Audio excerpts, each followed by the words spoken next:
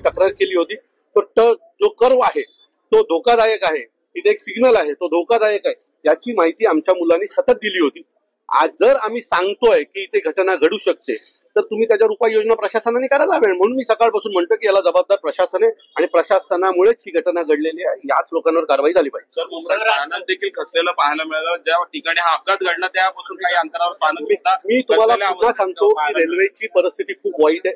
आपल्या मुंबई रेल्वेकडनं फक्त पैसे जमा करायचे काम केलं जातं, त्याच्या व्यतिरिक्त लोकांना काही सुविधा दिली जात नाही आणि मग अशा घटना घडतात आणि अनेक लोकांना जीव द्यावे लागतात. आज एवढी मोठी घटना घडली आहे म्हणून तुम्ही सगळे आलात, नाही तर रोज 1-2 लोक रेल्वेमध्ये पडून त्यांचा मृत्यू होत असतो.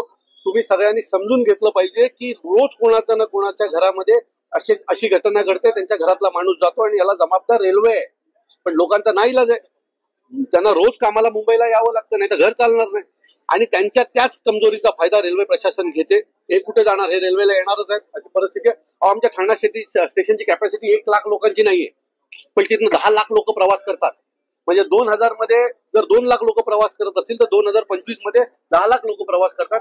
रेल्वे स्टेशन तेवढंच, प्लॅटफॉर्म तेवढेच, रेल्वेची संख्या तेवढीच, मग उद्याला 8 लाख लोक प्रवास कशी करणार? तर अशाच प्रकारे करणार ना.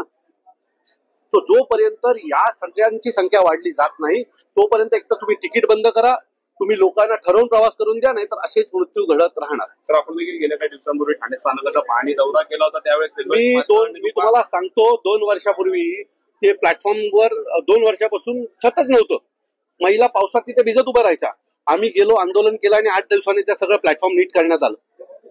आता दरवेळेला आम्ही आंदोलनच करायची का? सर, 15 डब्याचं देखील 10 वेळेला सांगितलेलं, मात्र 15 डब्याच्या ट्रेन देखील नाहीयेत कारण यांचे प्लॅटफॉर्म छोटे आहेत.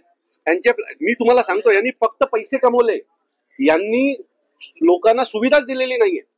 हे ठाणा स्टेशन आहे. तुम्ही जर बदलापूर, अंबरनाथ या भागात गेलात ना, कळवा, मुंब्रा बिमरा, तर तिथली परिस्थिती अजून भयानक आहे. मध्ये आमच्या राजू दादांनी एक फोटो ट्विट केला होता की अख्ख्या प्लॅटफॉर्मवर ट्रेन मधनं चढता पण येत नव्हतं आणि बसता पण येत नव्हतं, फक्त ट्रेन येत जात होत्या आणि लोक अशीच मध्ये उभी होती. हे सगळं धोकादायक आहे. याच्यावर प्रशासनाने आता लक्ष दिलं पाहिजे, महाराष्ट्रातल्या खासदारांनी लक्ष दिलं पाहिजे, नाहीतर मृत्यूचा तांडव रोज होत राहील. CEN न्यूज, देश प्रदेश की ताजा तरीन खबरों के लिए CEN न्यूज को सब्सक्राइब करें और रहें पल पल की खबर से हर पल बाखबर.